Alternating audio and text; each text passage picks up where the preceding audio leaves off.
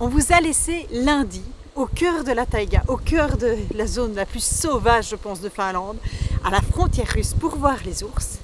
Il était temps de revenir un petit peu à la civilisation.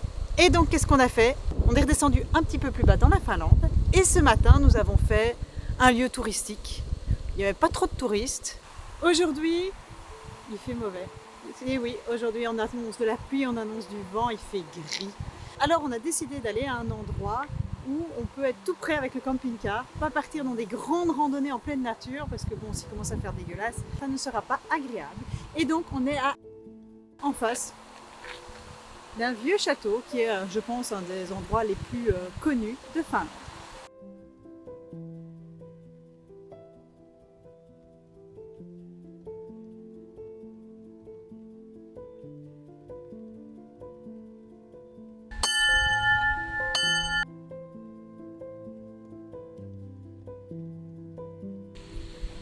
Elles sont bonnes.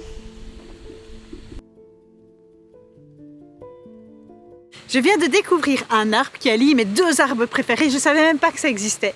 Il s'agit du bouleau et du saule-pleureur. Regardez ça. C'est comme un saule-pleureur. Si vous regardez bien, notamment l'écorce de l'arbre, il s'agit d'un bouleau. C'est un Betula pendula, donc de la famille du bouleau. C'est très joli. J'aimerais bien voir ça dans mon jardin.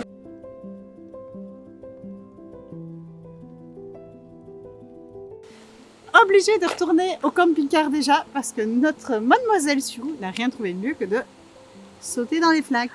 Hein? Oui. Oui, alors elle veut mettre ses crocs. Ben oui, finalement, ne tombe pas, je vois rien. Finalement, les enfants, ils sont quand même beaucoup mieux en crocs parce qu'au moins s'ils se mouillent les pieds, ben, ça sèche. Et puis finalement, nos filles, elles aiment bien être pieds nus dans leurs crocs. Là, on avait dit non, on va marcher, donc mettez vos chaussures, chaussettes. Finalement, on a mieux fait de lui mettre ses crocs. Comme c'est déjà bientôt l'heure du repas, on s'est dit, on va se manger un petit apéro, profiter tant qu'il pleut pas pour le manger dehors. Il allait tomber.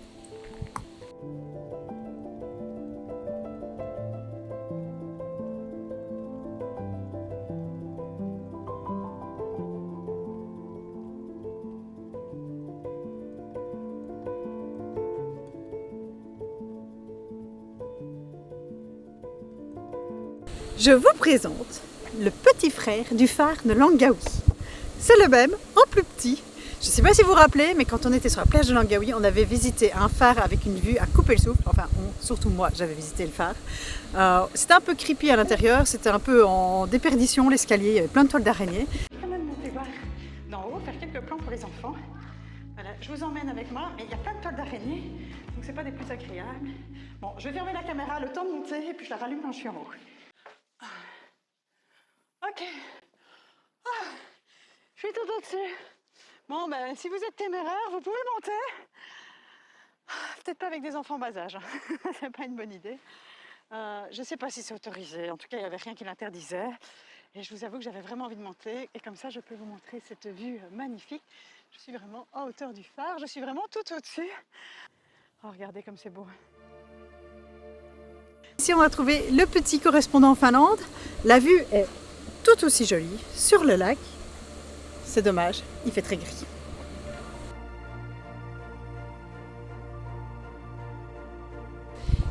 Mais le temps étant très mauvais, on a décidé de reprendre la route pour se retrouver ici. Alors ici, c'est quoi? C'est un isthme. Nous sommes entre deux zones d'eau.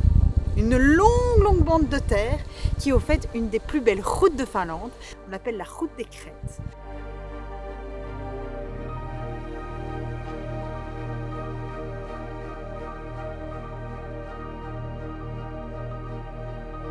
Parce que c'est une crête. Maintenant, c'est pas une très grande crête, hein. C'est pas une crête française, c'est une crête de 20 mètres de haut, 30 mètres de haut. À côté de moi, j'ai de l'eau et je vous emmène de l'autre côté. Et de l'autre côté, j'ai de l'eau. Et oui, et cette bande, elle est super longue, elle fait plusieurs kilomètres et c'est vraiment un endroit très particulier. Ici, en Finlande, qu'on parcourt en voiture. Donc ce qui est marrant, c'est de se dire qu'ici, à la base, c'est une bande naturelle de terre. Ils sont juste en quelque sorte venus déposer du goudron pour qu'on puisse la parcourir.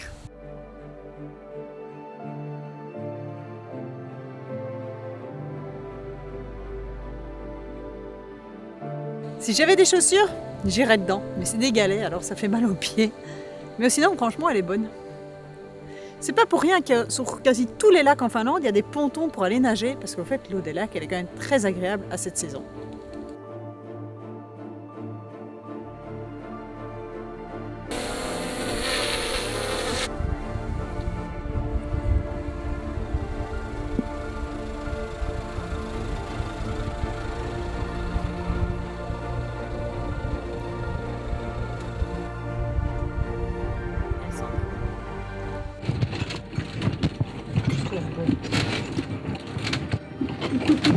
Je sais pas encore dans quoi on s'est embarqué, mais on est sur un vieux chemin. Ah, il est là notre bateau, Virginie.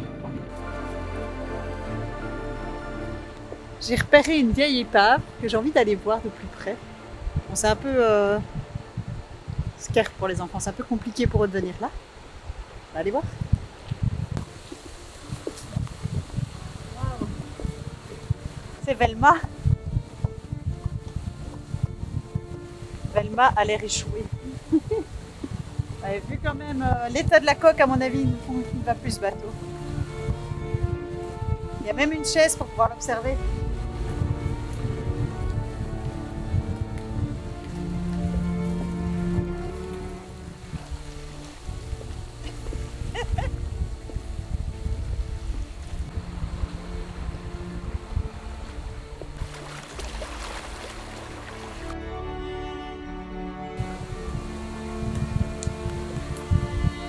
C'est du marbex.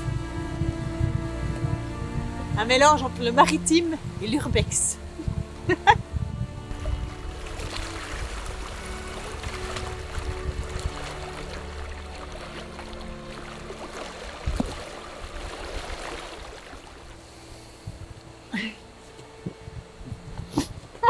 Ah bon, et maintenant? Bon, ben maintenant, il est temps d'aller trouver du Wi-Fi. Parce que c'est un des gros problèmes de la Finlande, c'est qu'il n'y a pas de Wi-Fi. Autant avant, on en trouvait dans les magasins, on en trouvait dans les bibliothèques, dans les maisons communales, que ce soit en Norvège ou en Suède. En Finlande, il n'y a pas. On n'arrive pas à capter du Wi-Fi. On a essayé les grandes surfaces, on a tout essayé. Leur Wi-Fi est bloqué, on ne sait pas uploader de vidéos dessus. Donc pour le moment, le forfait 4G il est en train d'exploser. Mais on a trouvé une solution. Enfin, on ne sait pas encore si ça va fonctionner. On va prendre la direction du McDonald's. Mais oui, parce que McDonald's offre le Wi-Fi. Et donc on va aller tester ça. J'espère que ça va fonctionner. Et donc obligé de manger une crasse. Hein.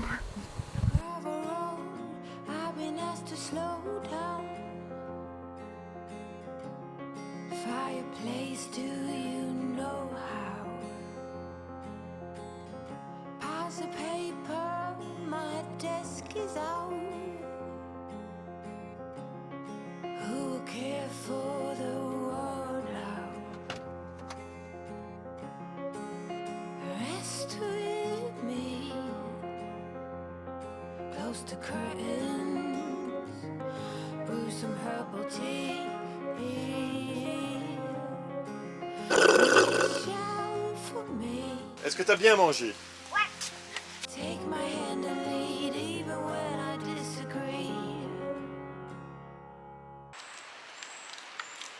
I'm acting surprised.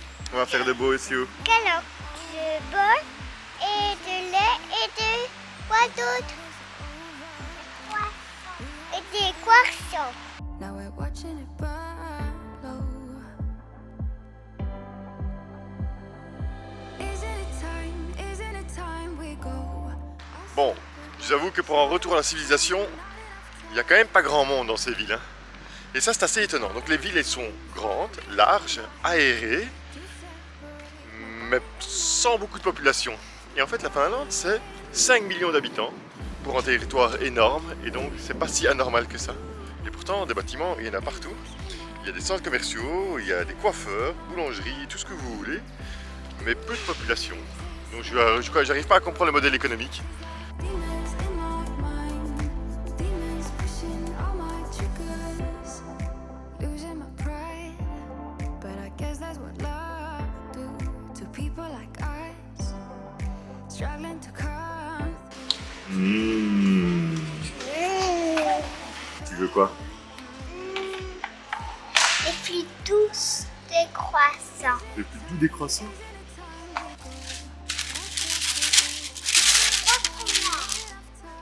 Non, non, je veux pas.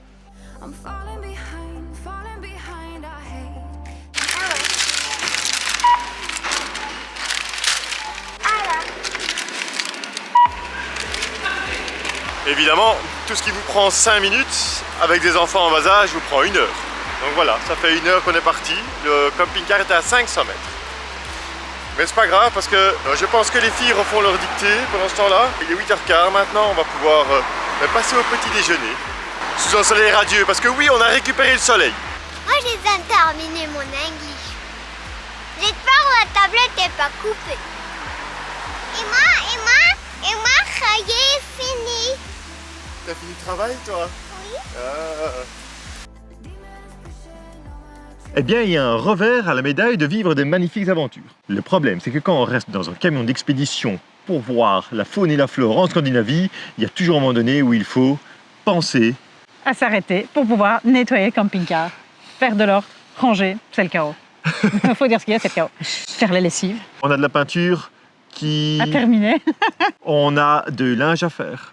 On voudrait faire le grand nettoyage. Il y a beaucoup de poussière dans le camping-car, il y a surtout beaucoup de poussière qui sont accumulées au niveau des rebords de fenêtres parce que c'est pas l'endroit qu'on pense à nettoyer tout le temps. Et au fait, on devrait le faire beaucoup plus souvent. Oui, parce qu'en fait, quand on roule, on laisse parfois l'ouverture des fenêtres au camping-car et donc ça rentre. Mais le problème, c'est qu'alors si on ferme, ça ne On sert les laisse pas. pas grandes ouvertes, on les laisse juste entre-ouvertes pour pouvoir faire de l'aération, mais c'est vrai que la poussière rentre. Donc on devrait penser quand on roule tout fermer et quand on vit tout ouvrir, mais c'est pas Ouais, très faut possible. espérer, hein. Et puis on a eu un petit peu de casse aussi, on a eu une armoire qui s'est détachée. Il faut qu'on répare. qu'il faut qu'on répare. Parce qu'on doit un peu réparer les trous parce que les vis sont forcées les trous et c'est pour ça que ça s'est détaché.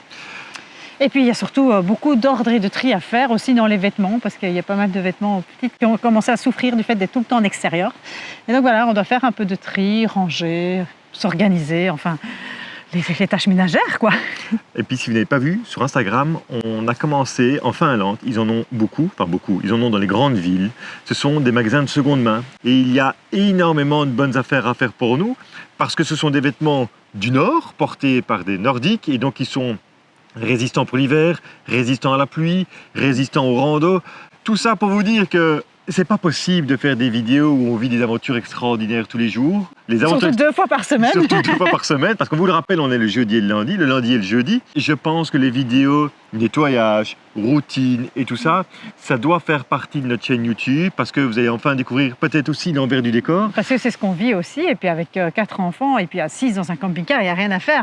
Des heures de nettoyage, on en passe quasi tous les jours, parce qu'on passe tous les jours à balayer, tous les jours à faire le minimum, mais de temps en temps, il faut s'arrêter pour faire tout en profondeur.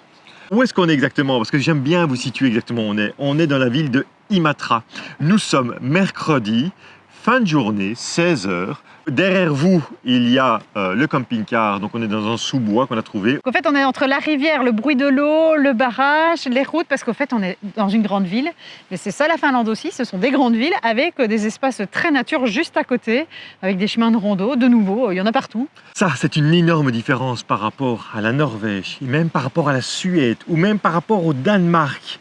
En Finlande, vous sortez juste un pied dehors, vous avez des pistes cyclables piétonnes goudronnées partout en ville et des vrais chemins de randonnée balisés Très avec bien des balisé, plans ouais. super bien balisés. Mais partout, que ce Partout. soit à la campagne, en ville, dans les parcs nationaux, c'est incroyable. Même ici, qui est une petite ville, clairement, à la limite de la Finlande, à la frontière, où on se pourrait croire qu'il n'y a rien. Eh bien non, on sort de la ville, enfin on sort même pas de la ville, dans la ville déjà, il y a des chemins de balade qui partent, un peu à gauche, à droite, et il y a des endroits de nature, il y a des bancs, enfin, c'est quand même très agréable.